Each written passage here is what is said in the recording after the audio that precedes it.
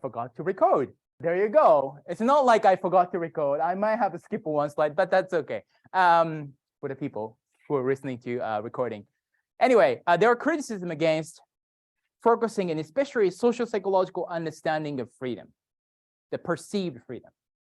Now, one of the criticisms that chapter talked about is that, well, first of all, in those psychological research, we have equated perceived freedom to choice freedom, the freedom to choose. As in, we have, in a given situation, we have two or more options, right? You got a burger, you got a cheeseburger, you got a double cheeseburger, then you get to choose. Choice freedom. But there are different kinds of actual freedom that we're not considering. One of the main one is called freedom from, as in freedom from stress, freedom from duress, freedom from coercion, interference, so on and so forth. The part of the reason is that, well, social psychology, like we studied in chapter 1, we tend to look at the individual issues. So some of those duress and the pressures and social norms and all that kind of thing come from the broader social institutions, whatnot. So that's one reason. Another thing is, for example, coercion can happen psychologically. We can psychologically coerce or manipulate it, but we tend not to associate that with a leisure. But hey, as we know, we manipulate people sometimes in a leisure context. In a relationship, in a parenting, we may do a little bit of manipulation so that the kids will go to the bed 9 p.m., right? Not spend too much time on an iPad like this. We do that all the time, but we haven't really taken a look at that. So that's our understanding, our research on the freedom is limited.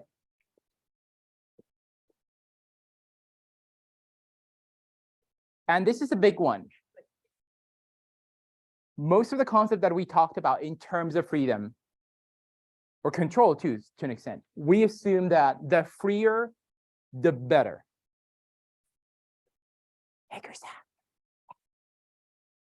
Do you remember the New Lynch's paradigm, that this model? And then the freedom go from low to high, right? So as in the higher, the better, basically. But is it? Earlier in this chapter, well, actually, not this chapter, maybe the previous chapter, we talked about sometimes we don't want too much freedom or too much choice. There's actually neuropsychological research show that there's actually a limit to the number of options that our brain, human brain, can confidently handle. Have you ever been in a situation where you're like, oh, just too many options? Just give me like 5 things. Yeah. Let me tell you my story versus Shin versus burger. So I came to North America, US, first time, college town in the States. And my friends, grad students took me out for like, Shin, you're here in US, you gotta eat the, you gotta go to the pub, you gotta eat the burger. Okay. I was like, whatever. The $5 burger, great, cheap. $2 beer, happy hours. So I was like, okay. Then I ordered a cheeseburger. And the person working at the shop goes like, okay, so cheeseburger, what kind of buns you want? We get this, we get the normal buns, we get the whole wheat, we get like a sesame sprinkle, all that kind of things. I was like, sesame?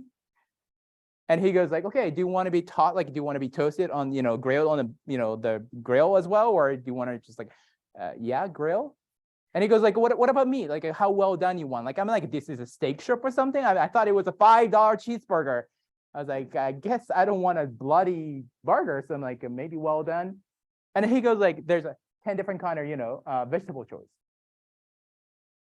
What kind of cheese you want? Cheese is the worst. He goes like American, the cheddar, and American and cheddar, different things. That jalapeno infused, like, the pepper jack, is that what it is? Anyway, the spicy one, there's the Swiss, there's this, there's that.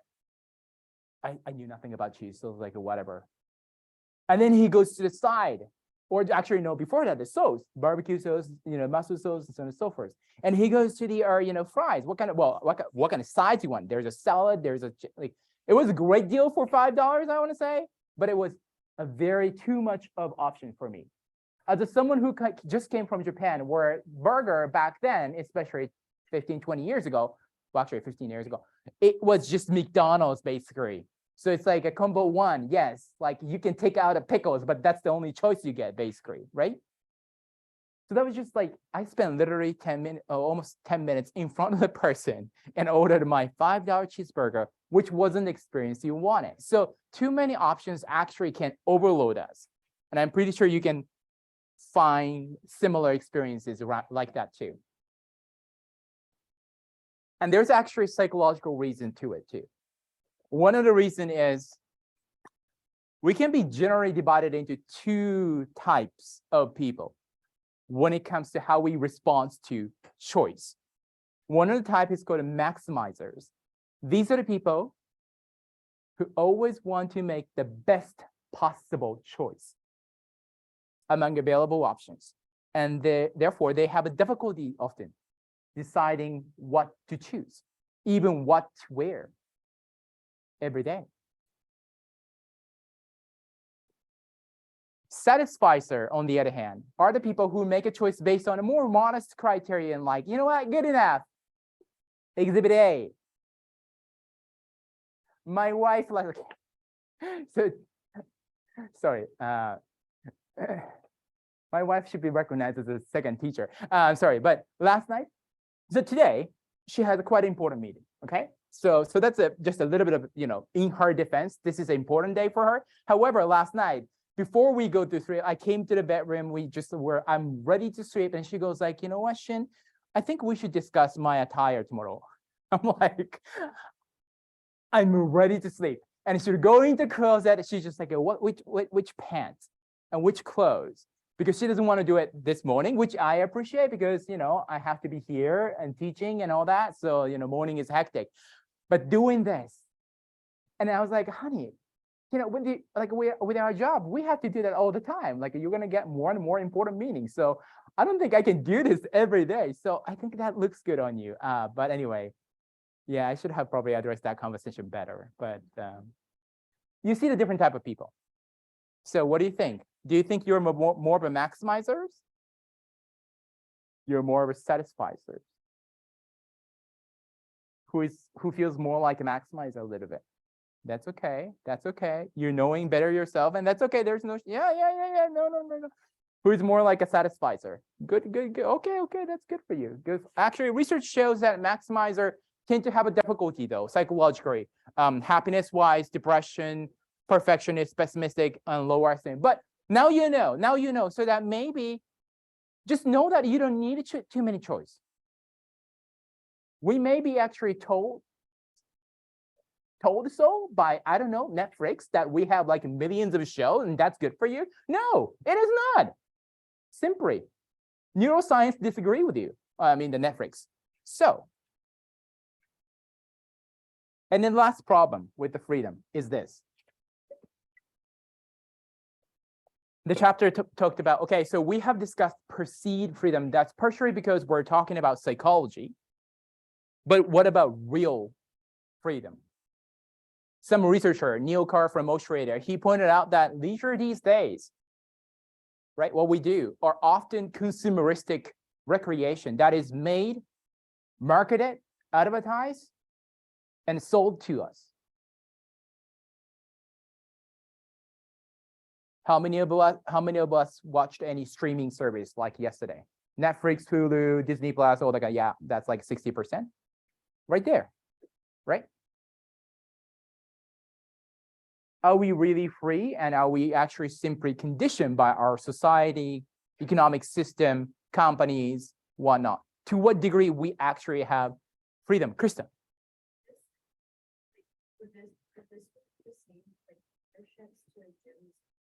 Oh, membership to gym. Just tell me a little more about that. Well, like usually you have to like purchase a membership to have like X visits per month or something. Mm-hmm. Or like if you go to like a yoga studio and they have like a pass for like 3 months, you can purchase that.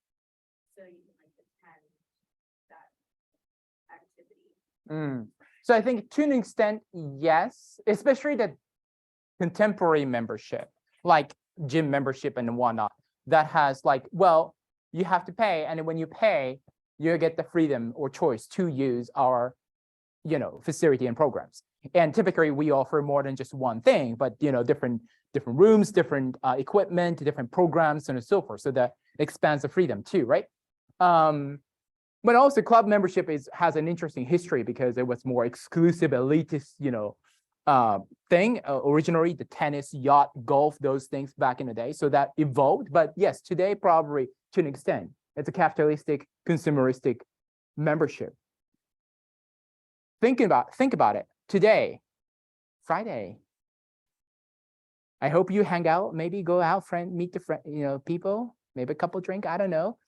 But some of us go home, put on the TV, watching Netflix or Hulu probably, because you know what, I just don't have energy to just hang out. And then there's Netflix goes like a Shin's top 5 picks, right? And it's just put on one of them. In the process, how much choice do we actually have?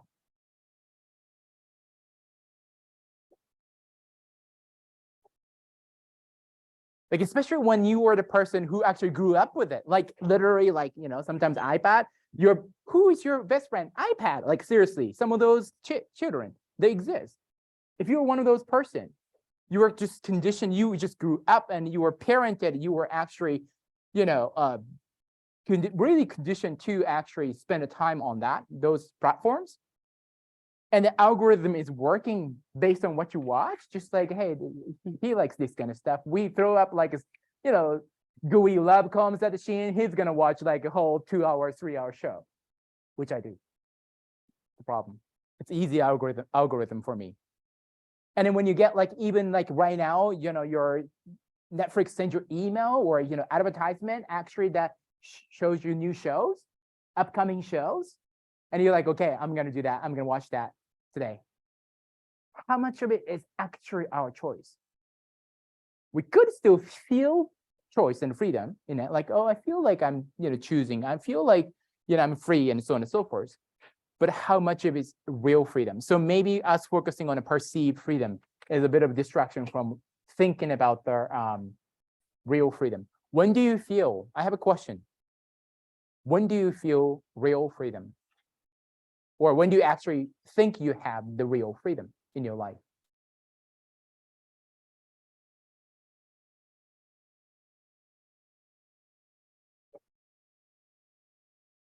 And I'm looking at Evie, sorry, I don't know why. Do you ever actually feel any real, like I feel like I'm really free right now? Colton.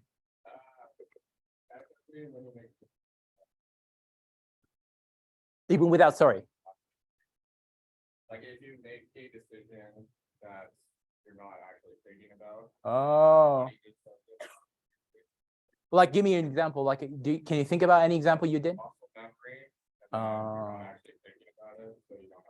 So it's more of a split second like decision. Like I'm thinking about some scenarios like sports or something like that, and you choose like in a given situation, like you have this choice of like, okay, you're gonna do right or left, or just do whatever that you're gonna go for shoot, or you're gonna for pass, or you're gonna go for dribble. I can see that, like how that's a split second that actually you don't think, you don't plan, right? You can't plan, and therefore there's no room for like those, capitalism, whatever, those things, big things to actually affect me to an extent. I can see that. Any other things? Any other areas of leisure life or other parts of life there where you tend to feel the quote unquote the real or more real freedom? You're free from any other systems and structures and whatnot. Natalia. Yeah, like the freedom from a lot of obligation, but I think it helps feel freedom, like Okay. freedom from having parents or even be a partner or school or work obligations. Like it's just when all is those it? other obligations are met, and it's very seldom. It doesn't happen very often. And then there's also, I think, like certain conditions have to be met. Like I'm thinking for myself, like I'd have to feel like I'm well rested and like ready to take something on. I have some disposable income that I can spend on something. Like, Right. It's just a lot of conditions I think I would have to let out. Yeah, the condition piece is very interesting. I hope you can hear that over there, Gina, too. That yes, it's one thing to be away from, for example, okay, you don't have to take care of your kid for the, this afternoon, which is great. You have a babysitter or whatever, right? But I'm going to expand on the condition a little bit too, from a little bit of psychological perspective too, that would you feel guilty of doing that? Like sometimes like the fact that you are away from it, but then you have to make sure that you don't feel guilty, like, oh, I should have actually spent more time with, my kid and so on and so forth. If that kicks in, then, ooh, is it once again, real freedom? That can be, or, you don't feel free, or is it real freedom? So it can be really challenged as well. This is a tricky question.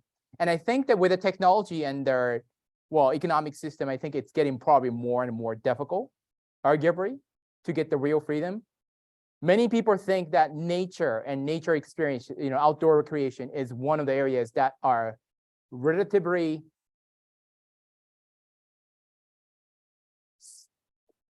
freer. I don't know if you agree with that, but so freedom, it's a tricky need. Now, chapter 6, we talk about leisure motivation, and it's up to slide 13 that we're going to cover in the midterm 2. Up to slide 13, 1-3.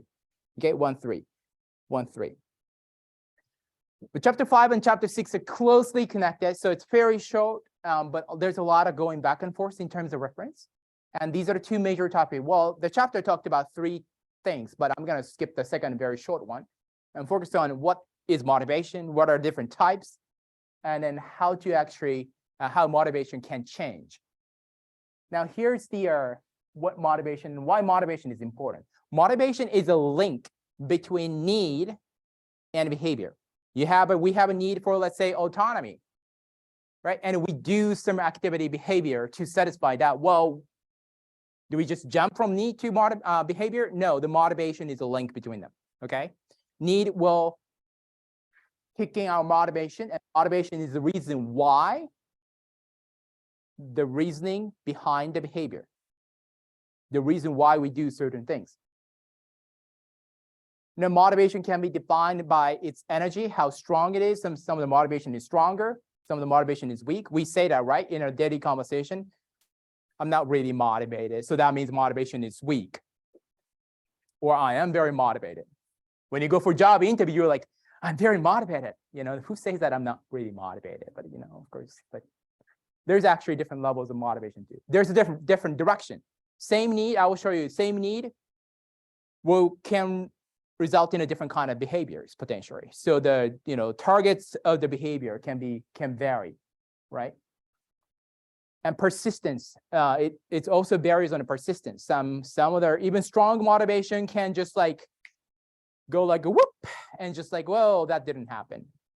It may not be such a strong motivation, strong energy, but it may persist, and actually it might lead to behavior, actual behavior, sustained behavior, so on and so forth. So the link, once again, motivation is a link between need and a behavior, but in reality, it more look like this. And probably I should put the I should check off the need.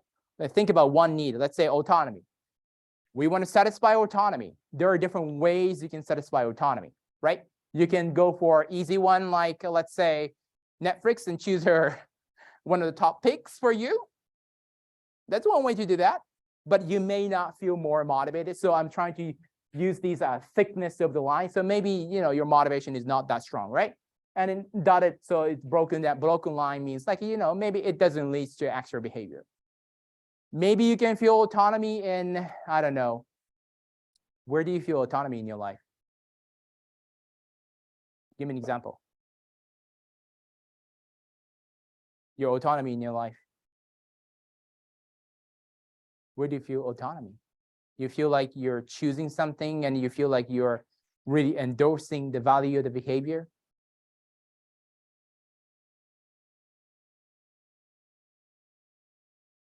I'm concerned now. As in, like, do you have your autonomy? Like, do you have autonomy satisfied in your life?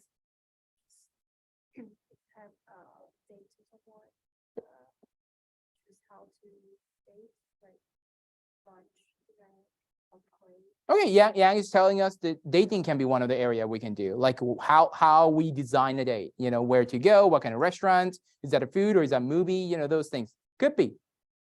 Look, the sweet pleasure of procrastination. You know what? I can choose not to study for the next 2 hours. That's my choice, that could be actually too. And that's a strong motivation, actually. That's a strong motivation. Well, we don't think whether it's a quote unquote good decision eventually, but how many of us actually have procrastinated? Probably a lot of us, a lot of time.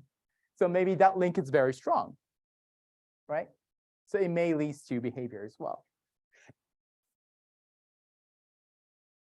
So motivation can and do vary across different contexts, and that's very different. That differentiate them, motivations, from basic need.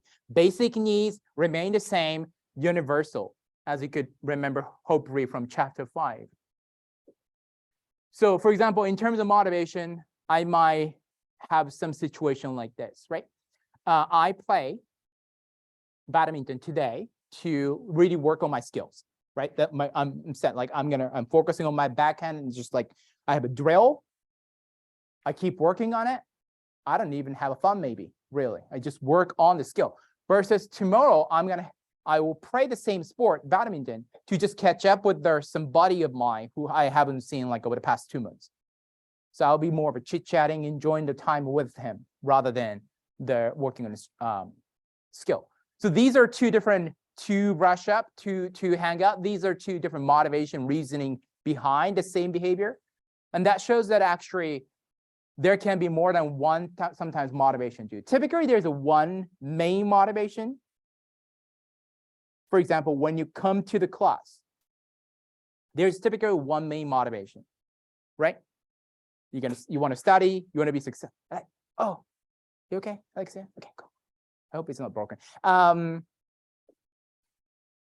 I was saying, yes, come to the class, you have main motivation. You don't want to miss the information. You want to be successful in exam. You want to get a good grade, so on and so forth, right? Maybe that's a big academic thing, is a maybe motivation. But maybe, hey, like I could use like Shin's like stupid joke like once in a while, so that's good. That could be another, just a little bit of motivation. So actually, research shows that people can have multiple motivation for certain behavior, and they change. The dominant one can change over time as well. So motivation is quite dynamic and tricky.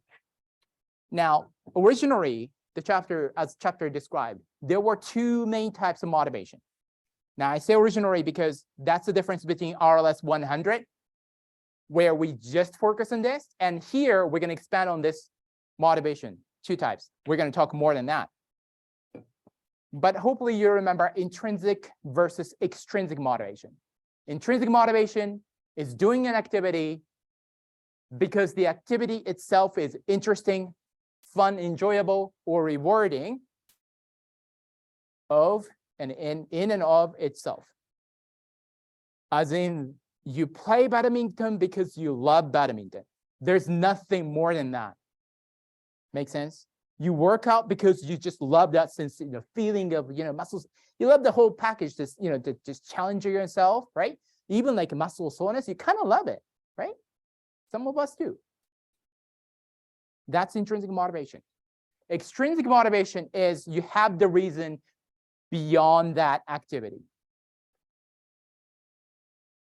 Say workout.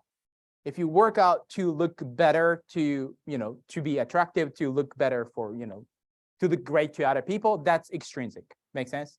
Because then you're not really enjoying the workout itself. You're enjoying the part that's like you look good, which is separate from the working out. You play game because it's fun. The game is so fun. What's the new game came out? Harry Potter Legacy. How many of you playing Harry Potter? How many of you playing Harry Potter? Seriously? 1, 2, 3. Okay. Harry Potter Legacy. Supposed to be very good. Yeah, good game. There are some bugs and whatnot. But anyway, because you're a Potterhead. Is that what you're called? Potterhead? Like a Harry Potter deep core fan, like a Potterhead? Are you too young to know Harry Potter? Oh my gosh, I'll be sad. Anyway, you love the game, then that's intrinsic motivation. You just love Harry Potter. You just love playing game. But then you want to play Harry Potter and stream it on a Twitch or YouTube, and you get the people, you get the number going. That's extrinsic. You want to be famous, right? Or you want to get some money. The chat with the money thingy, which is great. Yeah. Yes. Can we ever be motivated both ways? The trick. This is a very important question. Yes, we could. Based on the previous slide, yes, we could. Now, the tricky part is what the research showed.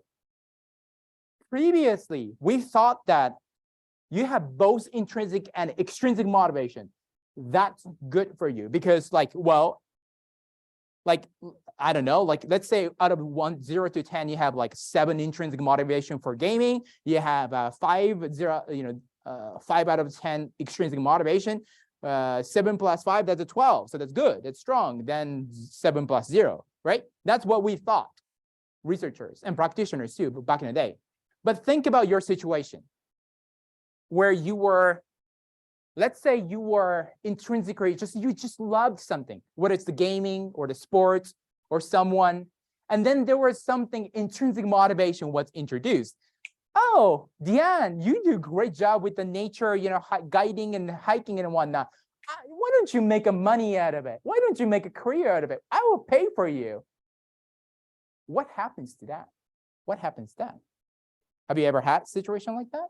Yeah, I get paid to work out and I love it. You pay to work out and help people work out. You love it.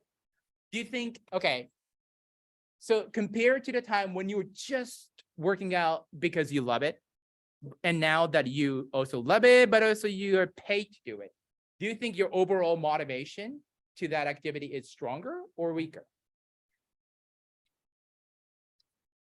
There's no right answer. What do you think for you? I think it's both. I think stronger and weaker in a way? I definitely feel intrinsic and extrinsic. Yeah. I don't know which one is more than the other. Yeah. Per se. Okay. So the line of thought that I'm trying to get at is that, have you ever in a situation where your intrinsic motivation is quote unquote spoiled because somebody gave you something else, like money? Kirsten's like, yep, that's me. What happened to you? I started doing photography for fun, and I was just Photography? doing photos of my friends and everything, and I Yes. loved it. And then so I started kind of turning it into a little side Side gig? business. Yeah. But then once I started getting paid for it, it was a lot more pressure, and I felt like I needed to level up in a way, but I Mhm. didn't have the resources to do it at the time. So yeah, I stopped doing it You for a st- bit. and then do you still do photography? Like for fun? Just for fun and Little bit. just for friends. But then I started building up a little bit of a clientele. And Okay. so now it's weird because if I do photos, they'll Yeah. see that I'm still doing them, but Good. I don't know. Okay. Not really. Can you resonate with that experience that you just loved it and then there's something happened, whether it's the competitiveness, like sports, like a competitiveness, so that you don't just play the sport, but you play sports for the win, right? Or the scholarship, or you try to make something money, business out of something, and you feel like, oh, I don't enjoy this anymore much, not the way that you enjoyed it before. That's what we found actually through research too, that yes, you can have both, but having them in a harmonious way. And actually, sometimes this guy's actually try to kill the other type of motivation. Or we can shift from extrinsic motivation toward a more intrinsic situation too. That sometimes you got the job just for the money. Like, you know what? I'm going to work at the Starbucks. I guess that's not too bad, but Starbucks just to get the money. And then you ended up actually finding fun in it, just pure joy. You look forward to actually making that first morning cup of coffee to the people so that people say, thank you to you. Well, most people, there are some yes jerks, but most people. And you actually find that meaningful and fun. You can switch the other way around too. So you can motivate it in a both way at the same time. And we do typically, but there's typically dominant one, and having both is not necessarily the better per se, because especially extrinsic motivation can contaminate intrinsic motivation.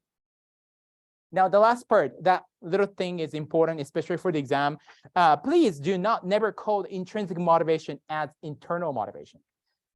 Because I will show you later that internal means like a mental, like psychological, coming from you, right? That's not intrinsic motivation. Intrinsic motivation is that motivation is the activity. Make sense? Motivation is not just coming from you, coming inside of you, but motivation is the behavior. That's what the intrinsic motivation. The focus here is that whether the target of your motivation is the activity, the behavior, or not. That's what the distinction is. I'll give you example that is quote unquote internal, like psychological, but not intrinsic. For example, guilt.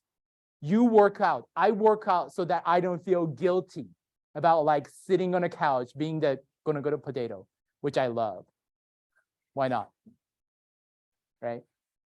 I sometimes even do exercise with the little, I bought a bicycle under chair, under desk, so that I can just little bike while just sitting.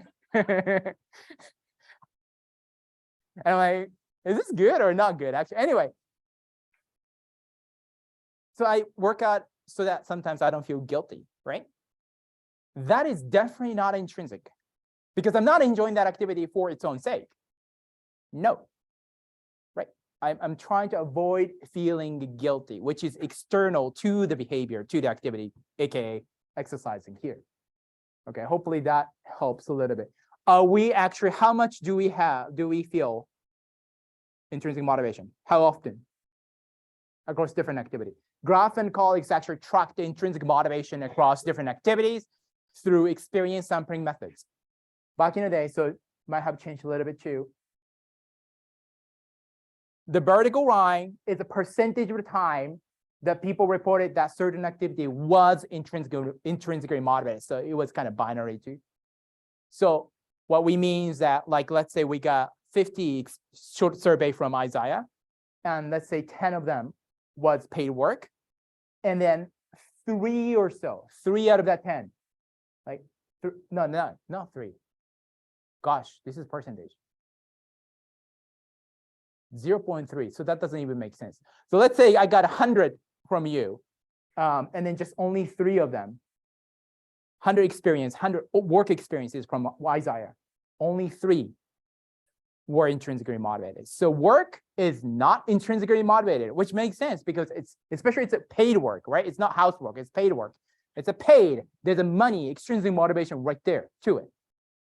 Now, household work as well as personal care, like taking a shower, sleeping, and so on and so forth. It's about 17 to 20%, around 20%. So 1 out of 5. 1 out of 5 times you go to shower, you feel like you kind of want to do it, right? I'm different. I'm Japanese. So I love shower. I love bathing. So just like that's 100% for me. But for some people, not. Now, what about leisure? Active leisure, like physical activity, passive leisure, like reading, watching TV, and socializing. Get your look. 40.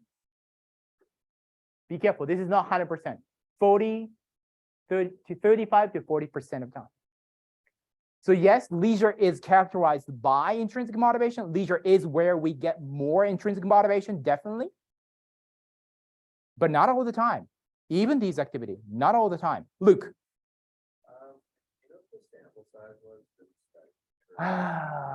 Good question. Because I feel like paid work, that's maybe a pretty high sample size. And a lot of people would get a lot of intrinsic motivation for their job with paid work if they were I would have to check on that actually. high satisfaction. I'll look it up. I'll look it up, but it cannot be, I don't think it can be like a massive sample, like 1,000. The reason why is this is the experience sampling study, which tends to be the person level sample size is small. Like let's say 50 people or 70 people. The 70 can be quite big because we get like 50 or even 100 experiences out of each person. So we get more sample size at experience level, if that makes sense. That makes sense? Like we let's say this is the sample, like a 30 people, right? 30 something. But I get like 50 short survey out of you, like for like a 2 weeks or 1 week period. So that actually as a little surveys, we get like 50 times 35, which is like over 1,500.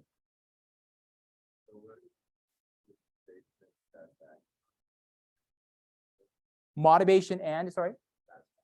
Satisfaction. Tell me a little more. What kind of satisfaction are we talking? I mean, just looking at like the different categories. Yeah. You're motivated to do those, yeah, but I think satisfaction out of them.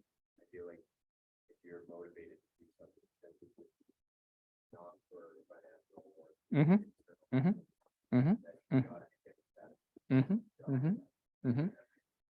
So Luke is talking about what are those things. Well, we said earlier, for example, we said need drives motivation and motivation drives behavior, right? And when we do motivation with the different types of motivation too, right? Intrinsic versus extrinsic, does that affect our satisfaction level with the behavior?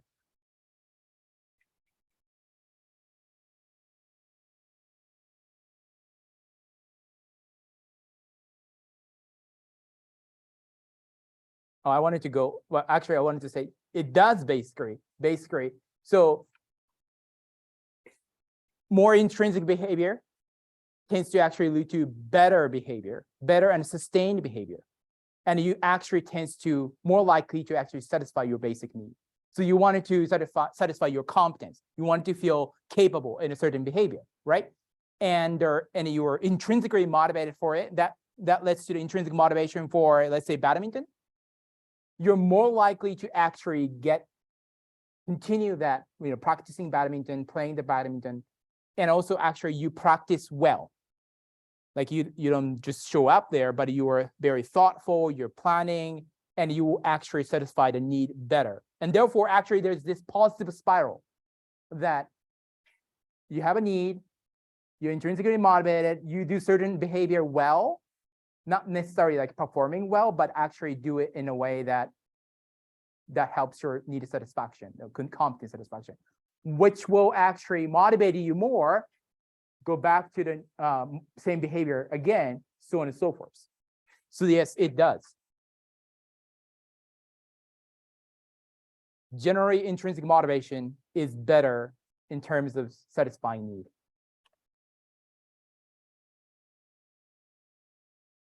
I think this is where we're going to stop today, maybe. But the research also shows that intrinsic motivation can be divided further.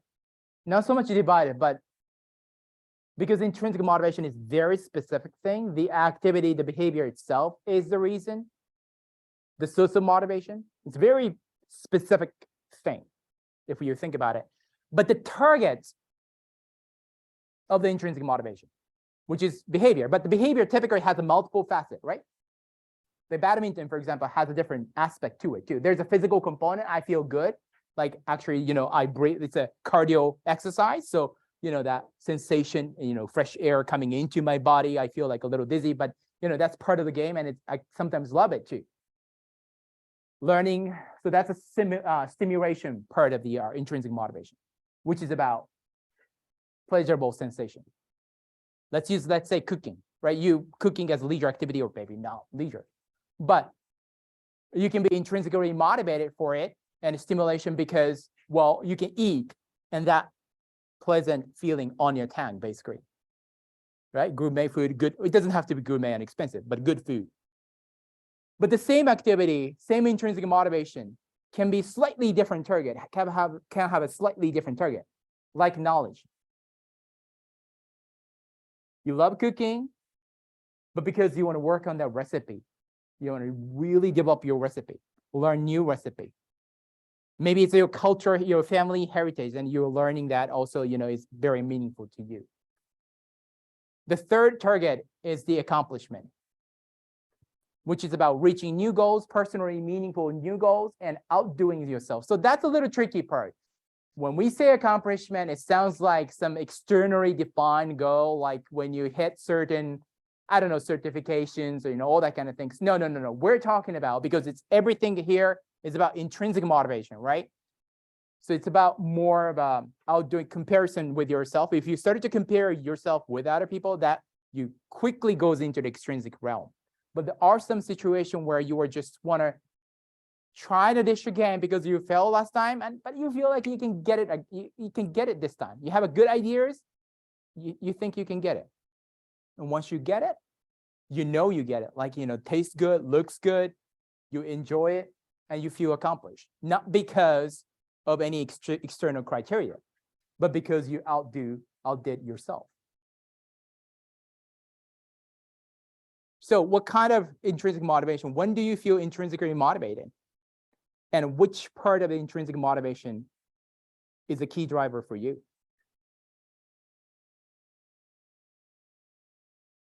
I'll ask you to just quickly talk, and I'll ask you to share that, but I'm gonna ask Colton. I'm gonna go to Colton. I kind of had something similar with all those three, actually. You guys can talk, by the way, too. Yeah, Colton. During a reading week, I went to Montreal. Good for you. Thank you.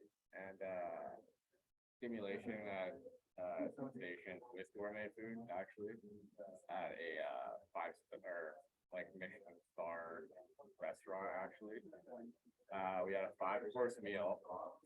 It was awesome. It was part of this like festival. They were actually doing it for cheaper, That's cool.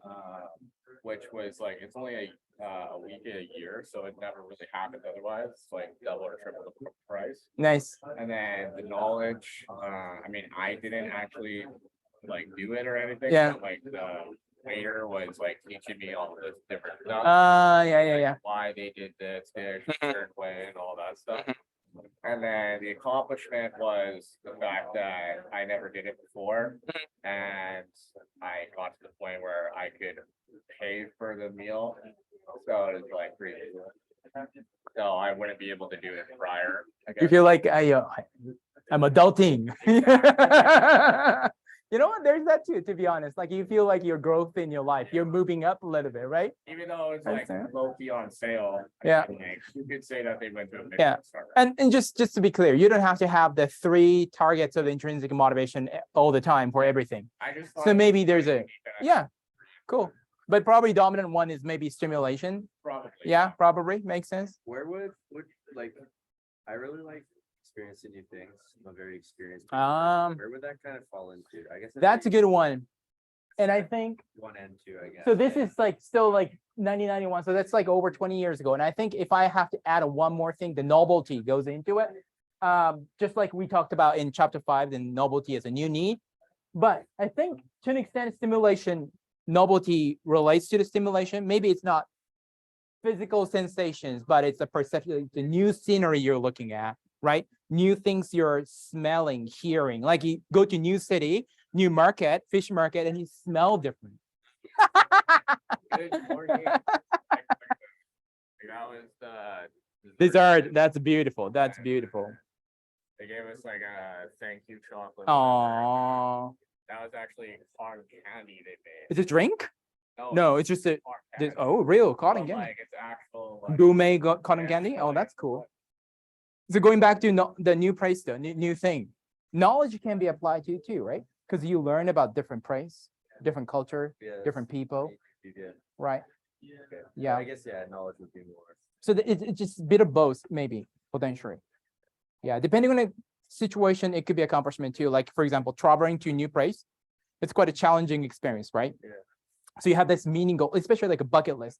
I just always wanted to go to this place, and finally you get to go that. So that's like a very personal goal, and that can be part of the accomplishment as well. So that depends a little bit too. Yeah. And going back to the autonomy within the leisure industry. Yeah. I think it's they you're not thinking for yourself anymore most of the time. They're Because thinking of about that, things, all the people industry. think, because of social media, because Uh-huh. of whatever you want. Mm, They're telling you how to. Like, mm. how many times do you go on Netflix and you actually go down to like the 6th row? Yeah. Look through the movie. Everything. You don't, you just go. to You the top step at the 10. very top 10. Top 10. Exactly. Exactly. Right there. Okay. Okay. I realize this clock is 1 minute earlier. Okay, so you gotta go. But quickly, any example? Stimulation example. Hey, somebody shout. Yes. Drinking beer. Yes. Yes. Knowledge. Knowledge. Motivation. Intrinsic motivation. Learning new thing. Reading a book, yeah, makes sense. Me trying to learn Mandarin so that I communicate with my parents-in-law. Yeah, I'm trying. That's what I say to my wife. Accomplishment. Accomplishment? Yes, Krista. bucket list idea. So you achieve, like, you have a meaningful goal that you want to do it. I want to go to Spain, and then you finally get to go to Spain.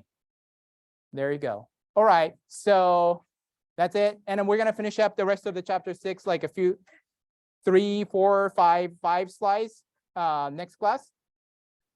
And then we will do the sample. We'll go over sample slides as well. Happy Friday.